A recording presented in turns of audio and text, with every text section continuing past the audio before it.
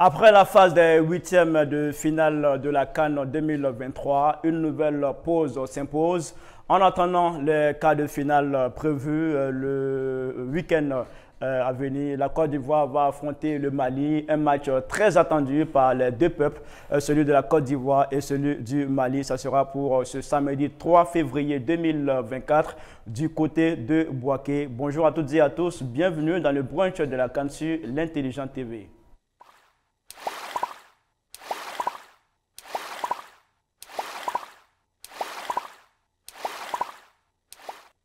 Le brunch de la CAN, c'est d'une part le riz couché pour débriefer les matchs de la veille et d'autre part le garba pour présenter les enjeux des rencontres à venir. Et qui mieux que nos experts, nos immenses experts, choisis avec beaucoup de précautions pour vous servir les analyses de qualité à la hauteur de vos aspirations les plus légitimes. Zézéto, bonjour, bienvenue à vous. Bonjour Khalid. Comment vous allez? Super.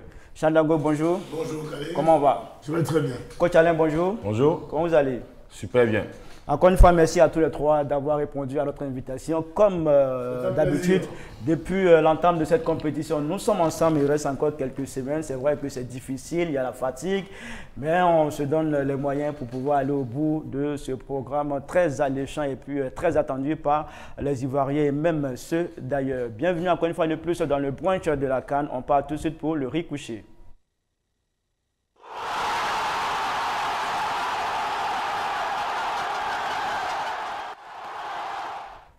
Pas de quart de finale pour le Maroc. Les Lions de l'Atlas qui rêvaient de s'offrir un deuxième titre continental ont été battus par les Bafana de l'Afrique du Sud 2-0. C'était hier du côté du stade de San Pedro. Alors, Zézéto, on commence avec vous. C'est une défaite qui vient de briser le rêve des Marocains. Oui, c'est un peu une déception. Mais vu le match, je pense que le Maroc n'a pas vraiment joué son jeu. Je ne sais pas ce qui s'est passé. Ils n'ont pas mis toutes les qualités en valeur. J'ai eu l'impression qu'ils ont mis un peu le pied sur le frein où ils pensaient que ça allait être un peu plus facile. Mais il faut féliciter l'équipe de l'Afrique du Sud qui a joué grandement sa chance et qui a dominé à peu près à un moment donné l'équipe du Maroc dans tous les compartiments. Donc ça s'est vu même vers la fin que voilà, on sentait qu'ils pouvaient marquer encore 2-3 buts derrière même l'Afrique du Sud.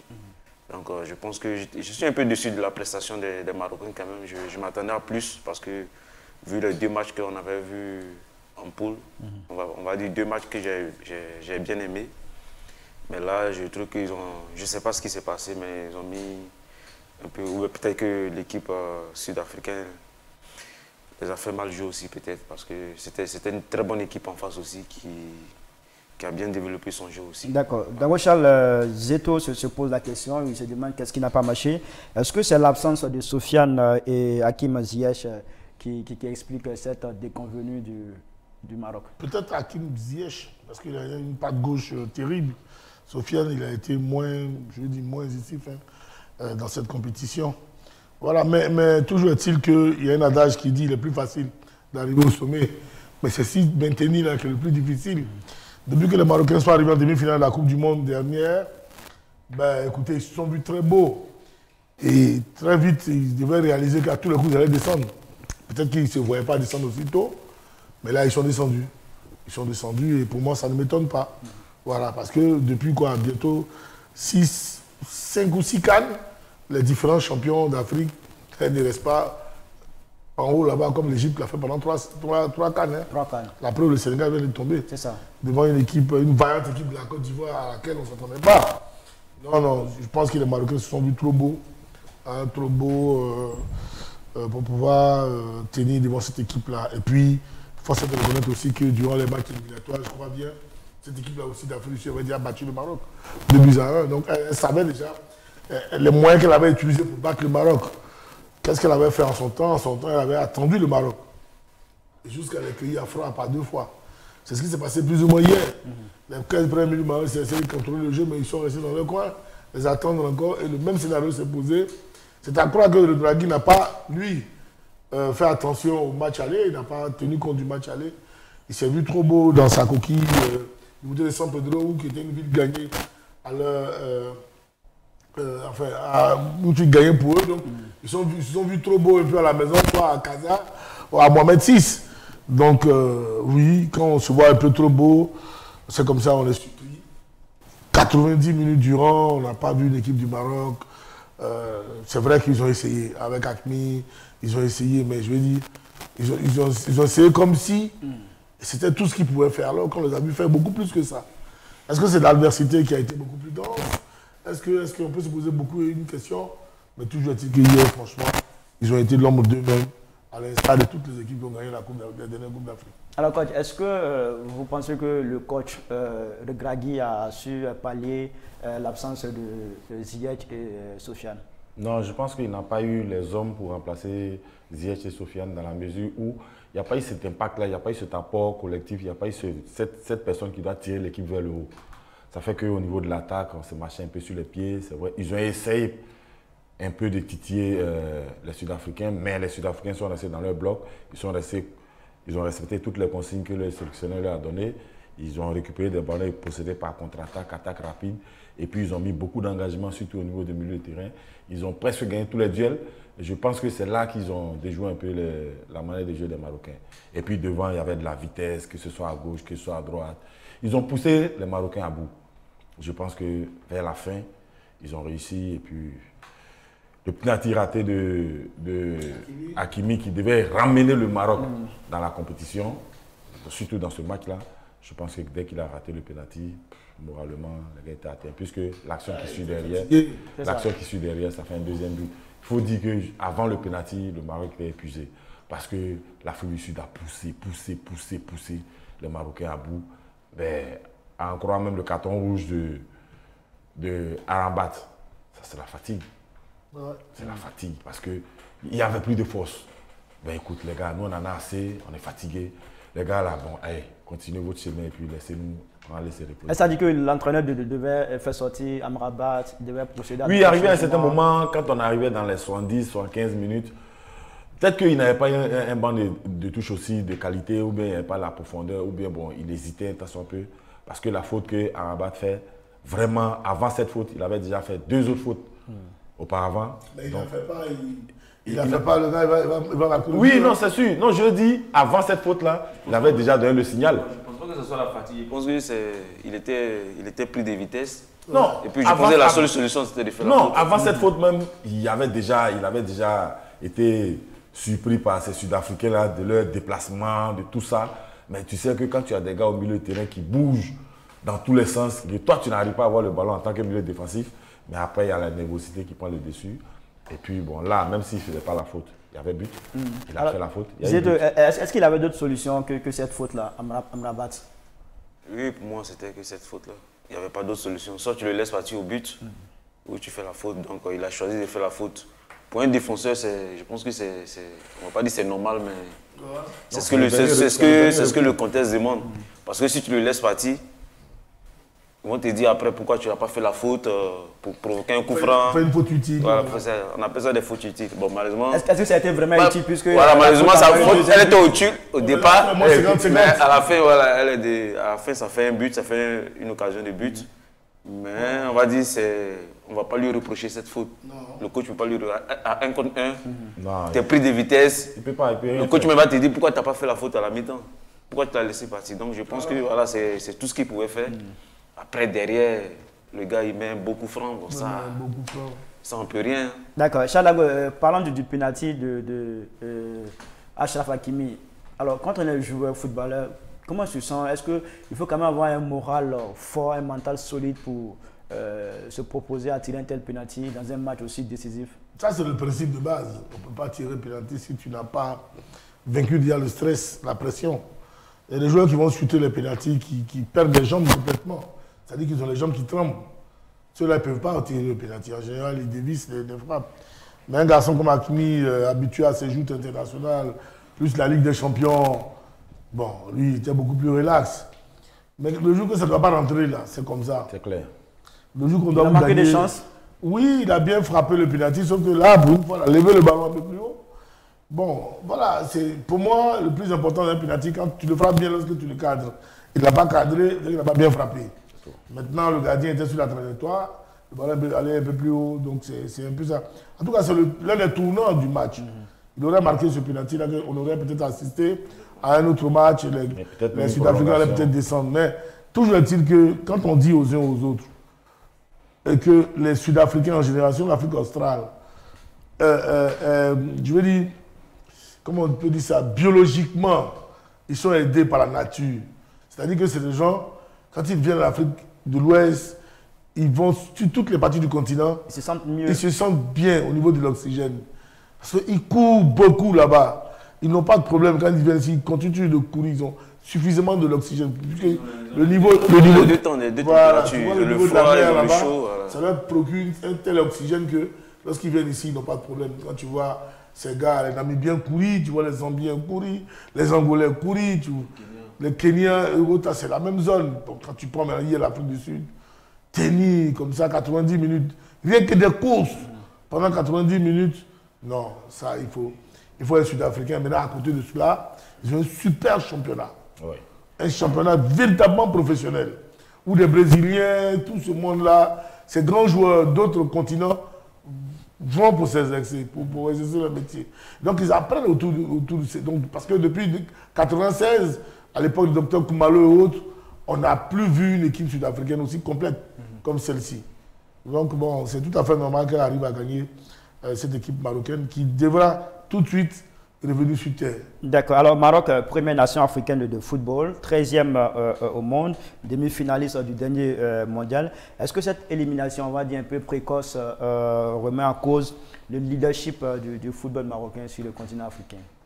Non, pas vraiment. Pas vraiment. Oui, il aura quelques conséquences, c'est normal, parce que se faire éliminer en huitième de finale pour une équipe qui vient de la Coupe du Monde qui finit demi-finaliste. Demi-finaliste, donc qui finit 4e. Voilà, donc forcément il aura des conséquences, mais pas grand-chose. Après, c'est à eux de. Chez nous, on parle à Zamakro. Voilà, non, ils ont perdu. Après, ils sont tombés aussi contre une bonne équipe qui était en place aussi. Voilà, c'est pas comme s'ils ont eu 10 000 occasions pour dire oui. Non. L'équipe était en place. Même l'équipe sud-africaine aurait pu marquer 3-4 buts aussi. Donc voilà, après, il faut comprendre que l'équipe sud-africaine a été meilleure sur ce match-là. Et que voilà.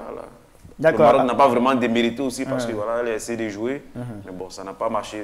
D'accord. Alors, quand tu parles de conséquences, comme l'a indiqué Zeseto, à quoi on peut s'attendre?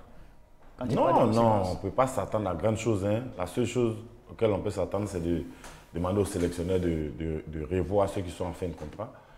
Parce qu'il y en a aussi qui sont en fin de contrat, qui vont en fin de carrière, qui vont sortir de l'équipe.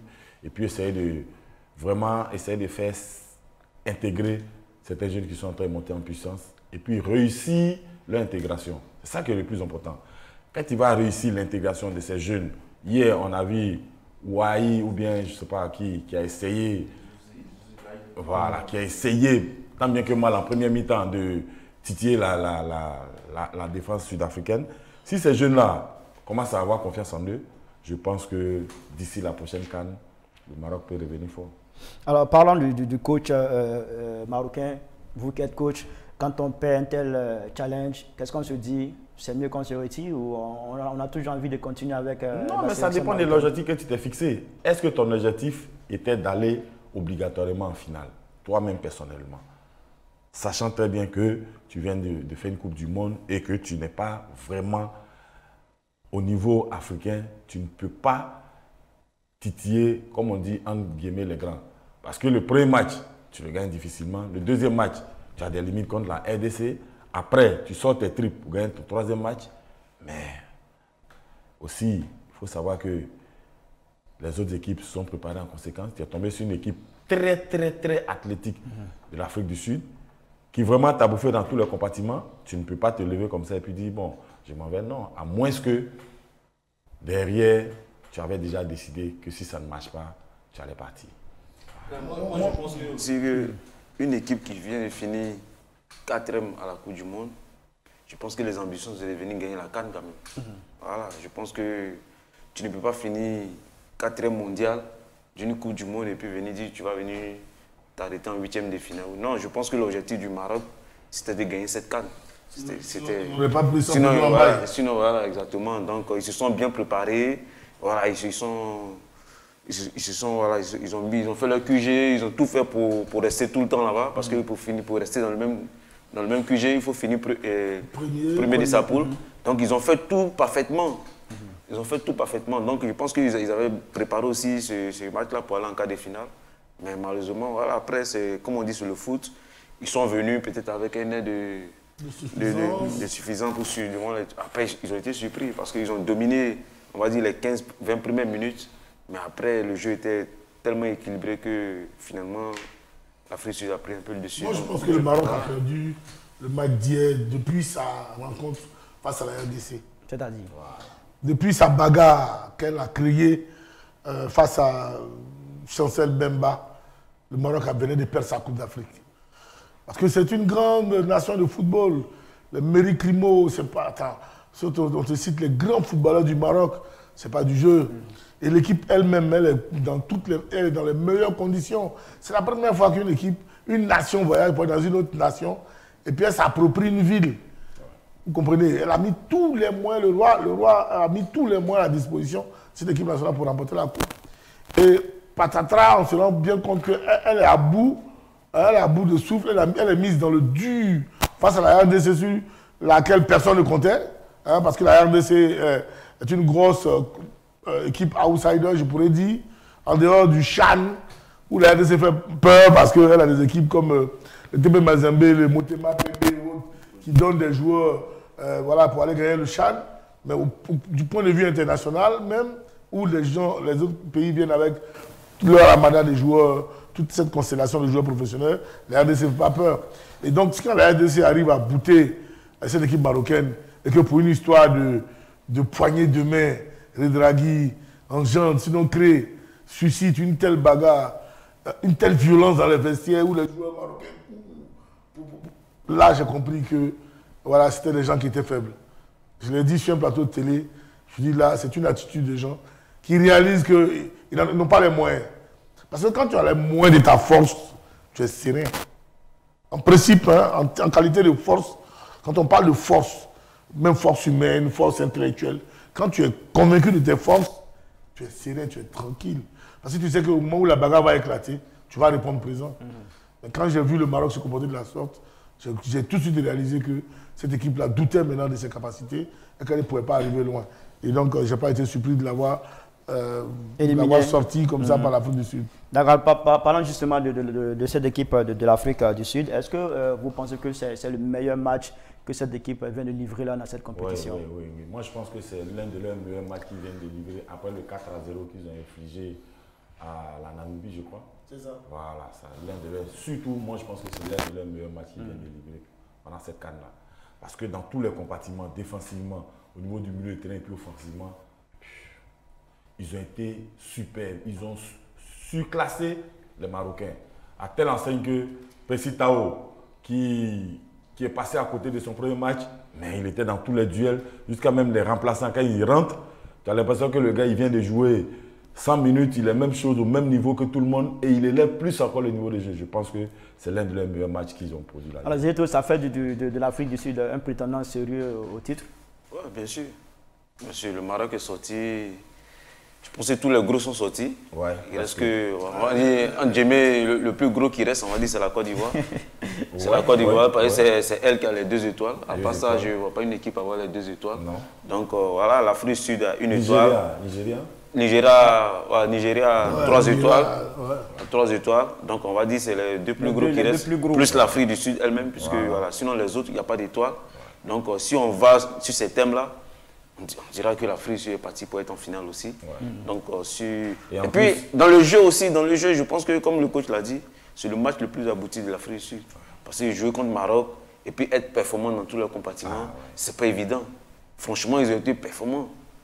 Et puis même un coup franc dans les dernières minutes, être lucide. Il faut être lucide encore pour le mettre quand même. Avec toutes les courses qu'ils ont. Voilà. D'accord. Donc, mettre un coup franc, c'est comme s'il venait de jouer la 2e minute encore. Donc, moi, je dis bravo à l'Afrique du Sud. Est-ce que ce match abouti qui a été livré par l'Afrique du Sud lui garantit forcément une belle suite de cette compétition. Non, mais si tu tiens compte de ton vocabulaire forcément, bon, on peut plus dire autre chose. Voilà, non, pas forcément. Pas forcément, ils vont rencontrer l'adversaire de son niveau. RD Congo. RD Congo, forcément, de son niveau. Parce que si on arrive en quart de finale, c'est qu'on a le même niveau. Hein. Voilà, la RD aussi est passée par le même Maroc que l'Afrique du Sud est éliminée. Ils ont fait aussi match nul. Ouais. Voilà, donc bon, ceux-ci ont pu gagner 2, puis marquer 2, ça voudrait dire psychologiquement que bon, ils sont un peu plus en ballottage favorable par rapport à la RDC. Mais non, mais je pense que ça serait un match ouvert où ils sont 2 outsiders, les uns et les autres devront sortir le grand jeu. Mais force est de reconnaître que devant la RDC, quand on regarde les deux, je pense que les Sud-Africains sont légèrement au mieux de leur forme par rapport à la RDC. D'accord. Alors, avant l'Afrique du Sud, le Mali s'était qualifié pour les quarts de finale en battant le Burkina Faso 2 buts à 1. C'était au stade Amadou Gon Coulibaly de Korogo à la coach. 11 ans après, le Mali retrouve les quarts de finale de la CAN. Qu'est-ce que cela implique comme enseignement? Ben, d'abord, dans un premier temps, c'est dit que le sélectionneur qui est arrivé, Eric, depuis quelques années, a fait un beau travail. Il a pris la place de l'ancien sélectionneur Marasuba.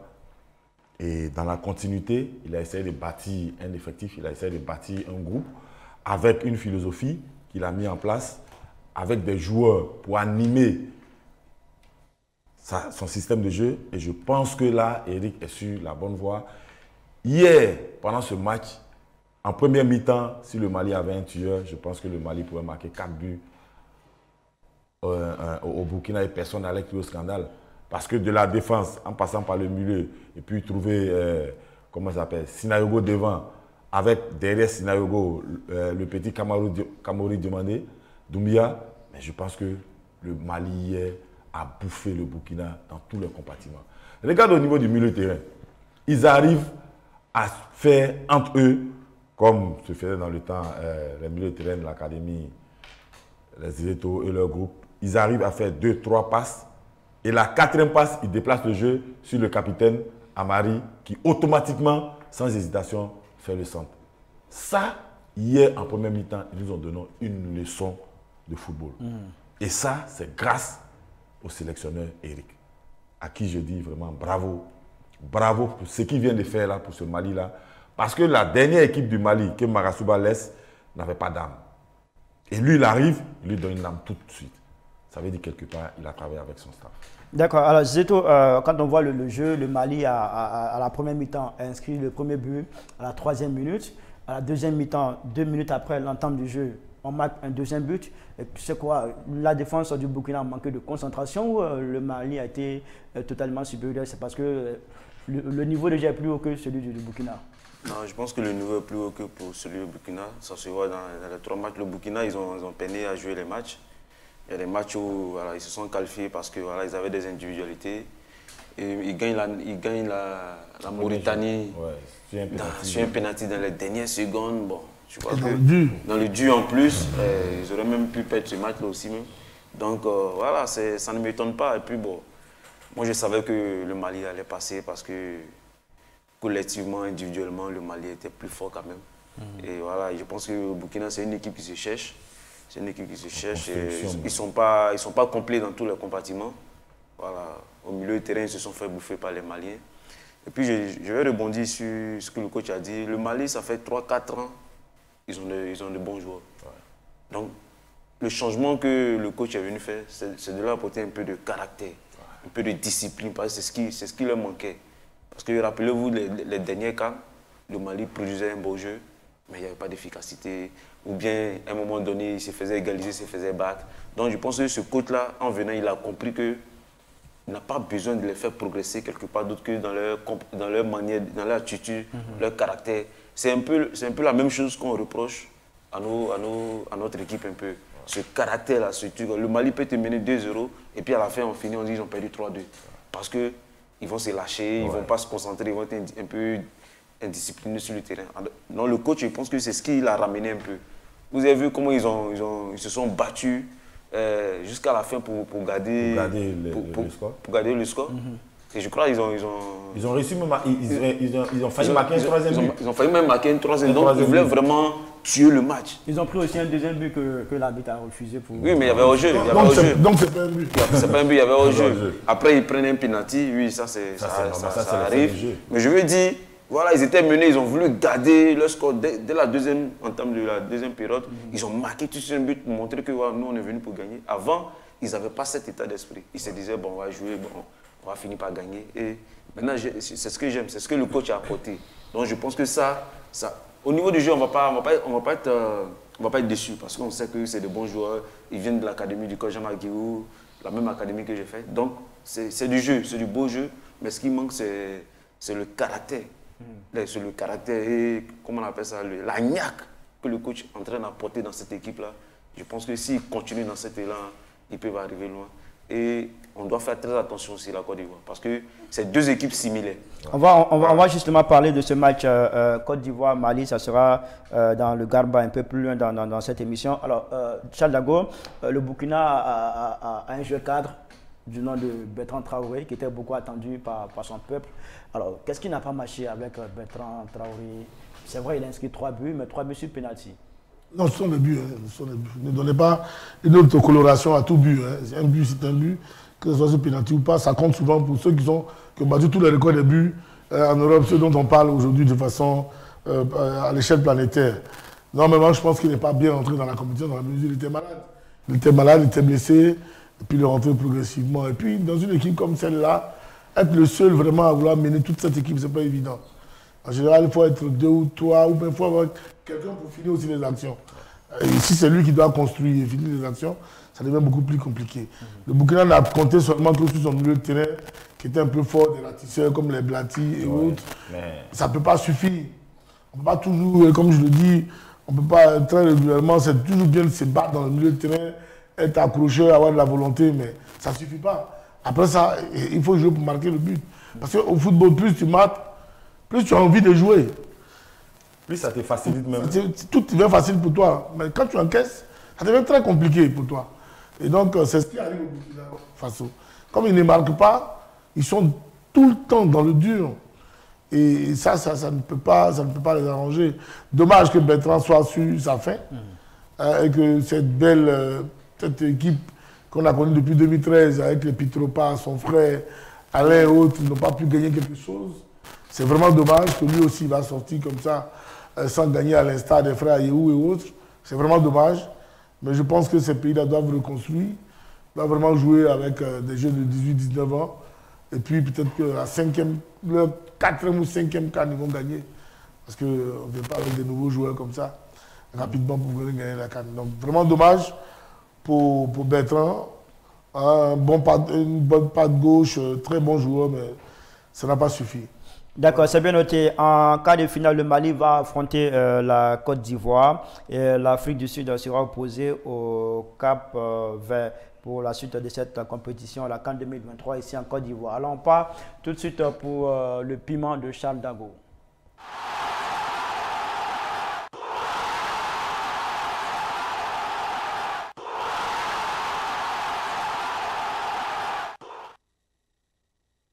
De diffusion, vous êtes sur les antennes de l'Intelligent TV, vous suivez le brunch de la CAN. Nous sommes dans la première partie, le riz couché, et là, on s'intéresse au piment de Charles Dago. Charles, on y va pour le piment. D'accord, merci. Aujourd'hui, je vais vous servir un piment à base d'akbi.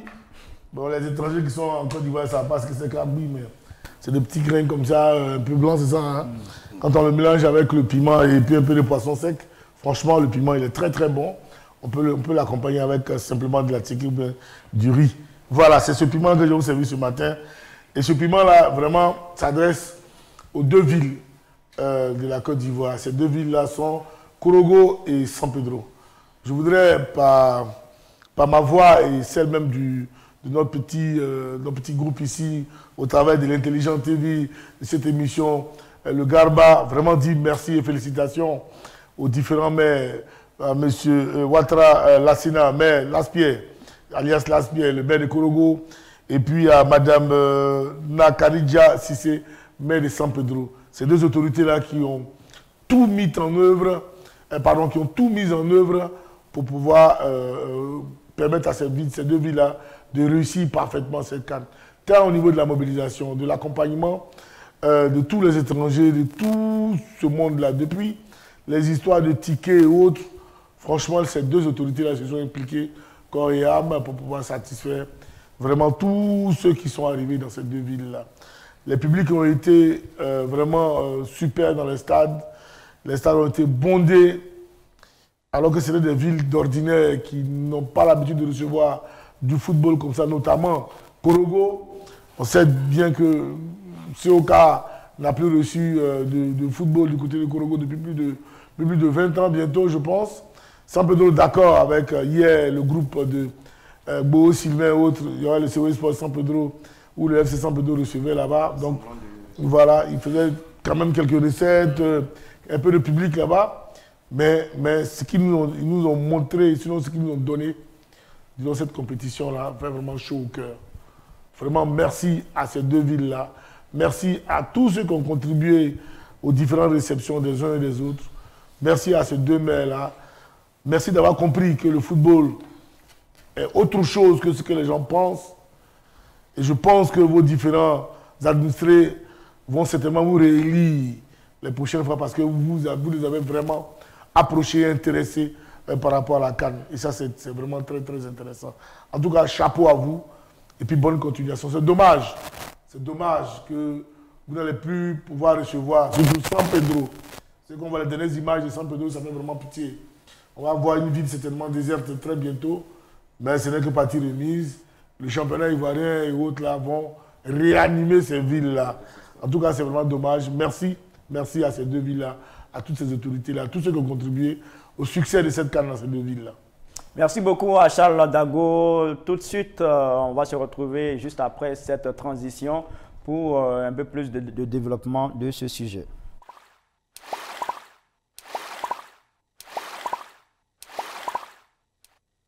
Alors coach, un mot sur ce piment de Charles Dago.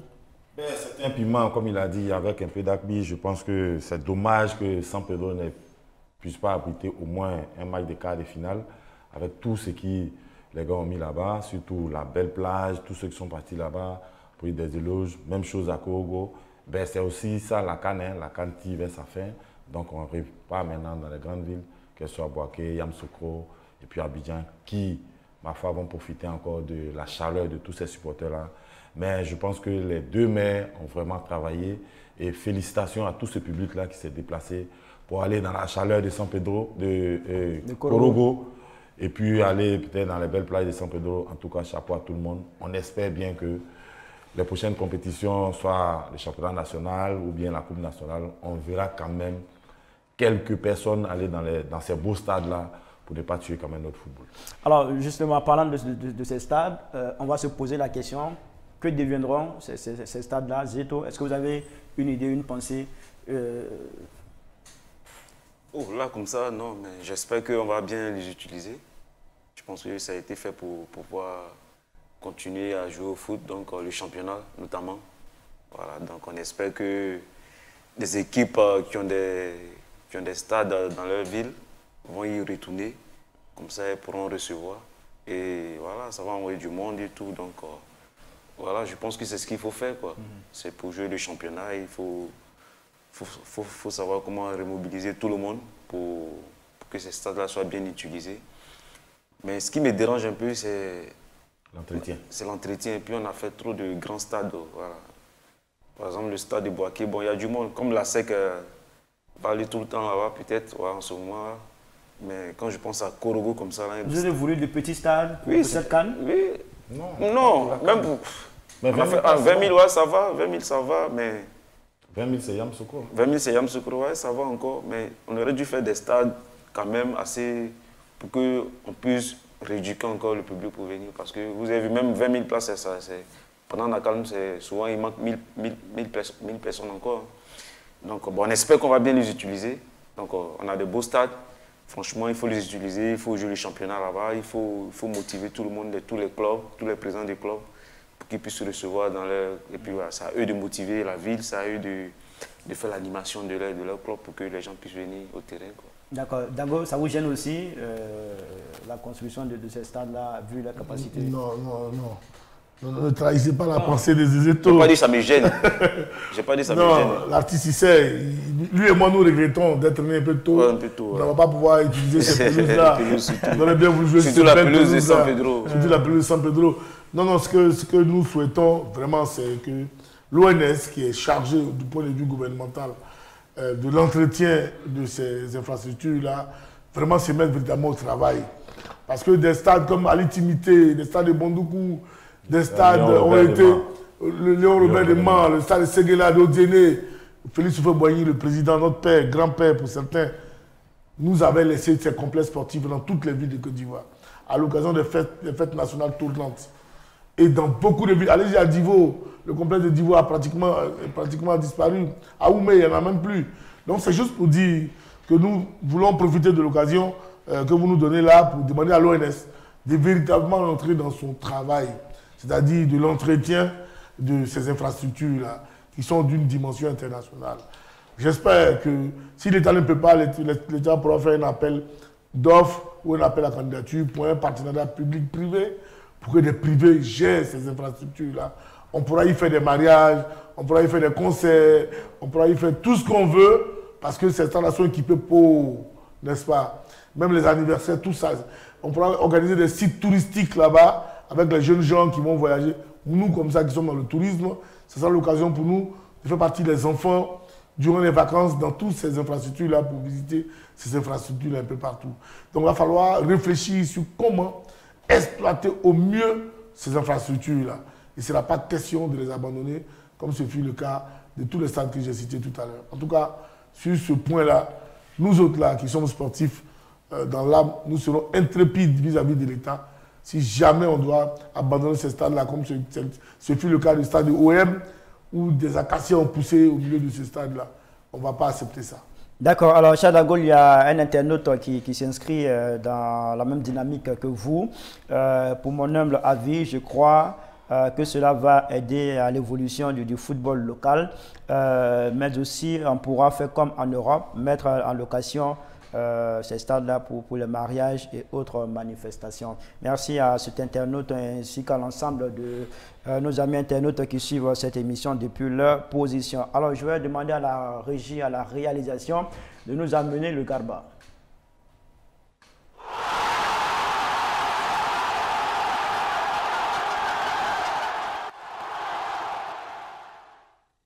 Alors dans le Garba, dans cette émission, il s'agit tout simplement de faire des projections sur les matchs à venir pour cette CAN. Les quarts de finale vont démarrer ce vendredi. On aura 2 jours pour ces quarts de finale. On aura le vendredi 2 février, le Nigeria sera face à l'Angola à 17 h au stade Félix Houphouët-Boigny du Plateau. Et à 20 h, on aura RD Congo contre la Guinée-Conakry et au stade olympique Alassane Ouattara de Bempé. Et samedi, on aura Cap-Vert, Afrique du Sud au stade Chakona Bani de Yamoussoukro à 20 h. Et puis 3 heures avant, on aura ce match-là, Mali et Côte d'Ivoire. Je voudrais qu'on puisse parler un peu de ce match Côte d'Ivoire-Mali. Coach, votre avis sur ce match? Ça serait un match de 2 styles différents. Il y a le Mali qui joue en 4-4 de losange et puis la Côte d'Ivoire qui joue en 4-3-3. Je pense que le match va se jouer au niveau des milieux de terrain. Et puis l'équipe qui sera plus à droite devant le but pourra remporter ce match-là, puisque c'est, ma foi, les mêmes joueurs, la même philosophie, la même détermination. Cette équipe, comme on le voit partout sur tous les réseaux, je pense que ça serait un recouché, parce que le match amical, le dernier match amical contre le Mali au stade de Bempé n'est pas arrivé à terme. C'est une occasion là pour que nos Pachidem nous montrent que la dernière fois, ce n'était qu'un petit échauffement et que les Maliens aussi seront, bien sûr, ils vont donner du répondant à cette équipe nationale de Côte d'Ivoire. Et on espère bien que nos éléphants pourront vraiment faire ce qu'on attendait. Alors, Chadago, un peu comme Coach l'a dit, j'ai vu c'est prononcé sur une chaîne étrangère concernant ce match. Il a dit qu'il faut que le derby entre le Mali et la Côte d'Ivoire reste dans le contexte du football. Non, mais je sais que ça reste dans le contexte du football. C'est ceux qui ne savent pas. C'est que la politique, sinon la géopolitique, qui parle un peu dans les rues d'Abidjan, ça et là. Non, je pense que Nous sommes deux peuples frères, véritablement frères. Je suis convaincu que 30% des Maliens sont mariés à des Ivoiriennes et vice-versa. Voilà, donc nous n'avons pas de problème. Nous n'avons vraiment pas de problème. Et s'il devait y avoir des problèmes, ça doit être des problèmes entre les politiques. Jamais ça sera entre les peuples, parce que nous sommes trop entremêlés, trop mélangés pour qu'aujourd'hui on puisse dissocier, franchement, un Malien d'un Ivoirien. Même au niveau des faciès, il n'y a vraiment pas de différence entre le faciès d'un Malien et d'un Ivoirien. Donc, je ne crois pas en ces trucs. Mais tout de même, je remercie Javino, le champion d'Afrique, d'avoir tout de suite mis le pied dans le plat et incité les uns les autres à la retenue. Maintenant, pour ce qui est du match, moi je pense que ça serait un match comme celui du Sénégal. On a généralement battu le Mali. Quelle que soit la configuration qui se présente à eux, quelle que soit la forme dans laquelle le Mali se trouve, la Côte d'Ivoire a toujours battu le Mali. Il me rappelle une fois ici, on devait jouer un match Côte d'Ivoire-Mali, où vraiment les Maliens étaient dans une forme superbe, où les gens étaient convaincus ce jour-là, Blaise Traoré avait fait des Maliens bouchés. Je crois qu'on était autour de 6-1 ou un truc comme ça. Donc, c'est pas que je suis trop confiant, mais déjà, du point de vue hégémonique, comme je l'avais dit ici face au Sénégal, parce que les Maliens suscitent un complexe d'infériorité vis-à-vis des Ivoiriens. C'est un fait.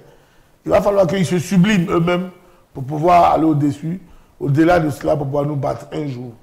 Les Guinéens l'ont fait une fois, mais le lendemain, tous les balles qu'ils ont joués, ils ont tout perdu. Parce qu'ils ont mis tellement de volonté. Je parle de la bande de Nabi Keïta qui nous a battu à Bouaké, mais après ça, ils ont eu tous les problèmes, parce qu'ils avaient laissé tout leur jus dans ce match-là. Donc, je suis convaincu que les Ivoiriens, on va venir à bout des Maliens. Et puis, de toute façon, tout le monde sait que nous sommes des revenants. Voilà. Nous, on vient de la tombe. Si on doit retourner dans la tombe, ce n'est pas un problème pour nous. C'est eux qui étaient des vivants sur terre. C'est eux qui doivent continuer dans la marche normale. Si nous, on vient, on les bat, bon, mais c'est eux qui nous l'auront compris, n'est-ce pas?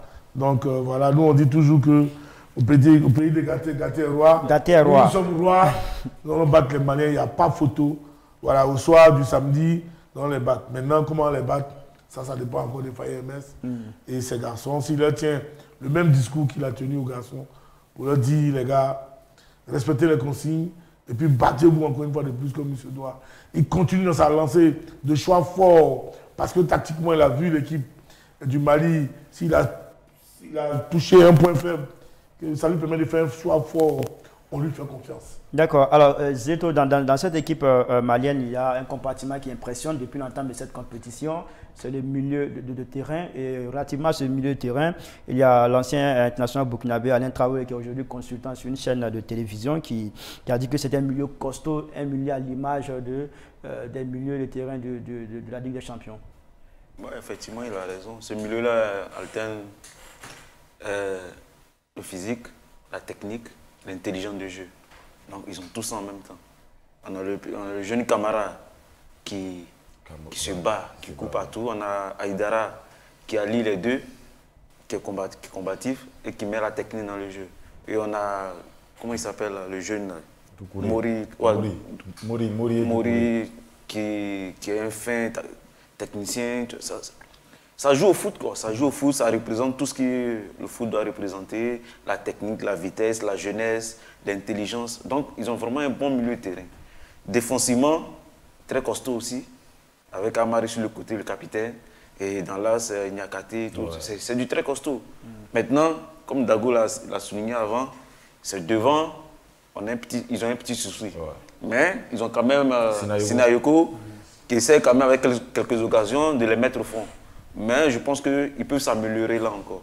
Donc il faut que la Côte d'Ivoire fasse très attention parce que c'est une équipe assez équilibrée. Et moi je pense que ce match-là c'est du 50-50 et ça va se jouer au niveau du mental. Parce que comme je l'ai dit avant, le Mali n'avait pas ça avant. Ils jouaient, s'ils devaient te gagner c'est parce qu'ils étaient plus forts que toi techniquement, mais au niveau du mental, ils n'étaient pas forts. Et là le coach il a apporté cette touche-là en plus. Donc je pense que entre la Côte d'Ivoire et le Mali, ça va se jouer encore sur le mental. Ça va se jouer encore sur le mental.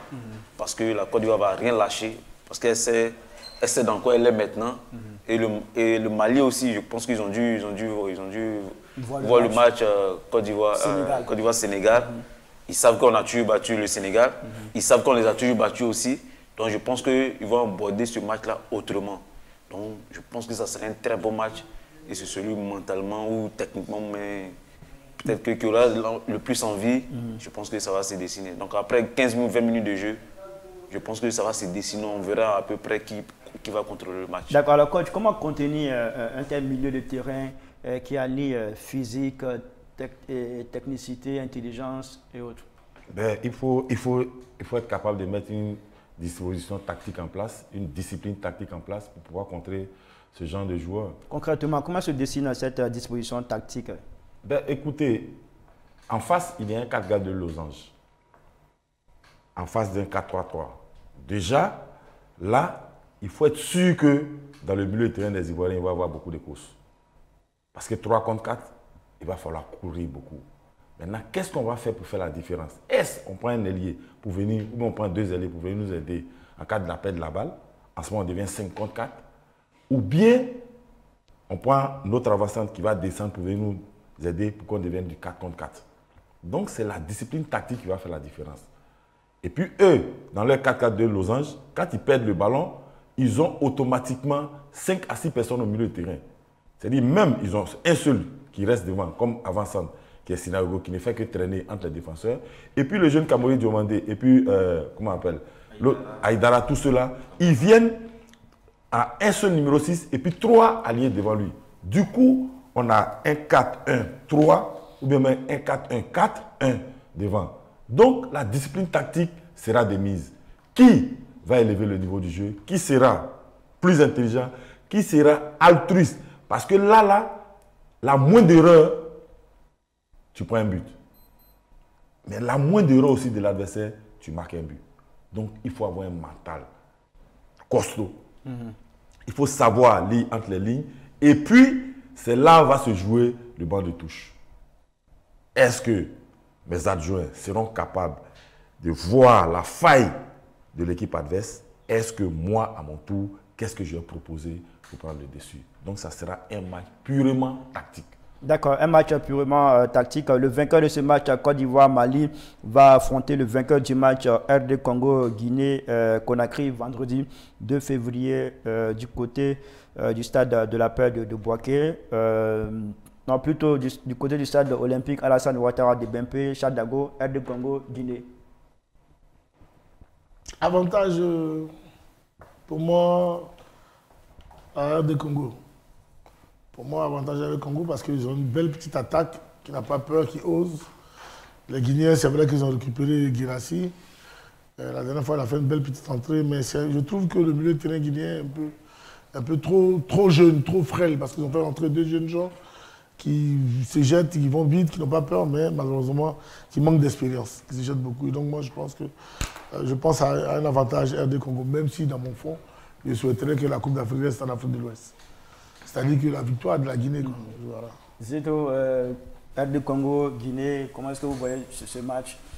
Non, je pense que la RDC est beaucoup plus, a beaucoup plus de qualité. Voilà, beaucoup plus de qualité, surtout offensivement. Comme il a dit, la Guinée, c'est une équipe, ils jouent en équipe. Ils n'ont pas vraiment quelqu'un qui soit, à part Guirassy, qui est le buteur, mais qui a commencé la compétition blessé. Et puis il y a Nabil qui n'est pas à 100%. Je pense que c'est une équipe qui va jouer ensemble, mais la différence c'est que ça va se faire au niveau de RDC, parce que là, au niveau de la RDC, pardon, qui va mettre ses atouts offensifs. Sur le côté, ça va vite. Et ils ont un bon milieu de terrain aussi. Et en attaque, ils ont des tueurs, quoi. Ils ont Maïlé, ils ont comment il s'appelle, Bakambu. Donc, je pense que ça va se jouer sur ces détails-là. Ça serait un match assez équilibré, mais je pense que la RDC a quand même un petit avantage pour moi. D'accord, coach, on aura aussi Nigeria, Angola, vendredi pour ces quarts de finale. C'est le même style, hein, Nigeria, Angola, c'est 2 équipes qui jouent dans le même style. Je pense que là, la différence va se faire au niveau du mental, au niveau du physique et puis au niveau de la fraîcheur. Aujourd'hui, c'est vrai, il y a une polémique qui circule, comme quoi l'attaquant nigérien, actuellement, ils sont en train de le tester pour voir s'il a été positif. Une ostrodone parce que tout ce qu'il produit en Coupe d'Afrique, les gens trouvent que ce n'est pas normal qu'il débouche comme ça toute cette énergie-là aux humains, mais je pense que c'est des problèmes qui n'ont rien à voir avec le football. Mais avec cette armada comment on appelle, du Nigeria, et après tout ce qu'ils ont vécu là, arriver en quart de finale, et puis s'arrêter en si bon chemin, ça va être difficile pour le Nigeria. Et ils ne vont pas digérer cela. Donc ils vont mettre tout ce qu'il faut, et puis je pense qu'ils vont gagner le match. D'accord. À l'endroit de nos amis qui ont gagné la dernière fois le maillot des éléphants de Côte d'Ivoire, ils sont priés de se rendre à l'Intelligent TV le prochain samedi 2 février 2024, jour de démarrage de ces quarts de finale. Donc, vous êtes priés de vous rendre ici à l'Intelligent TV, non loin du nouveau camp Akwedo, pour retirer votre lot, un maillot des éléphants de Côte d'Ivoire. Alors, messieurs, on va s'arrêter là pour ce numéro du brunch de la CAN. On a déjà bouffé le riz couché, on a bouffé le garba. Vraiment, je crois que c'est temps maintenant de se laver les mains et puis aller vaquer à autre chose. Surtout avec ce piment mélangé à du akbi. Je pense qu'aujourd'hui, ça sera du bon. Alors, juste, faut savoir cela, 5 des 5 participants africains à la dernière Coupe du Monde au Qatar sont déjà éliminés de la CAN 2023. Il s'agit du Cameroun, la belle famille, le Ghana, la Tunisie, le Sénégal et puis la nouvelle belle famille des Ivoiriens, le Maroc. Voilà pour l'information. Merci à toutes et à tous de nous avoir suivis. On va se donner rendez-vous très bientôt pour un autre numéro du brunch de la CAN sur les antennes de l'Intelligent TV. Restez toujours des personnes intelligentes. À très bientôt.